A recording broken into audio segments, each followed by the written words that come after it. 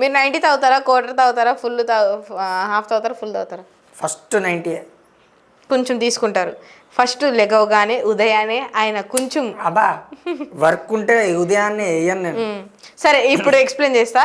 Work లేని సమయంలో ఆయన పొద్దునే లెగిసి ఇంత ఇంత గింత ఏం లేదు, 90 అర్పించుకొని ఆయన సేవించి, తర్వాత ఇంకా కావాలనిపిస్తే సగం సేవించి, లేదు ఇంకా అలజడి రేగుతుంది తాగాలనిపిస్తే హాఫ్ సేవిస్తారు, లేదు ఇంకా తాగాలని తనలో ఉత్సాహం కలిస్తే గల ఫుల్ సేవిస్తారు. అంతేనా? మీ చెయ్యి అంతా కూడా ఉండదు బాటిల్ అంతా చూపిస్తారు మీరు. సరే ఇంత ఉంది, నాకు తెలిసి ఎంత ఉండిద్దో. మీకు ఎట్లా తెలుసు? మీరు తాగారు కదా. ఇప్పుడు బయట పెట్టుంటాయి కదయ్యా బాటిల్. అబ్బా మీకోసం బయటికి పెట్టిరా? వైన్ షాప్లో బయట పెడతారు కదా. మీరు అది కూడా చేస్తారా? చేస్తారంటే అది కూడా చూస్తారా అన్న? చూసే తప్పండి. ఇప్పుడు వెళ్తాము, పక్కనే బట్టలు కొట్టుంది, ఇట్లా చూస్తాం క్యాజువల్గా. ఇప్పుడు గుడి ఉంది, గుడి చూసి దండం పెట్టుకున్నాం, అట్లానే అది కూడా ఇప్పుడు వైన్ షాప్ ఉంటే వావ్ ఇక్కడ ఎంతమంది వస్తున్నారా అని చూస్తాం. మరి కెమెరా తీసుకుపోయి అక్కడే పెట్టవచ్చు కదా, చాలా మంది దొరుకుతారు.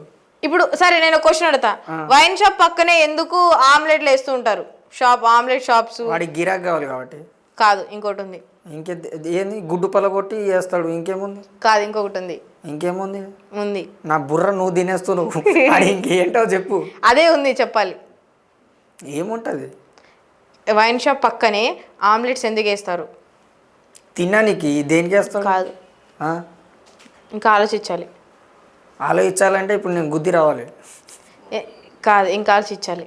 లేదు, తెలియదు. ఆమ్లెట్ తీసుకోవాలని వచ్చే ప్రతి ఒక్కడు పక్కన ఉన్న వైన్ షాప్ చూసి వైన్ బాటిల్ కూడా తీసుకుంటారని అక్కడే ఆమ్లెట్లు వేస్తాడు. అబ్బో ఈ పంచు అస్సలు సెట్ కాలేదనే సెట్ వేసా అంటే ఇప్పుడు సెట్ వర్క్ చేసే వాళ్ళకి సెట్ అయ్యే పంచులు వేయాలంటారా? అవును, మరి కొడితే ఫసక్ అనే ఉండాలి.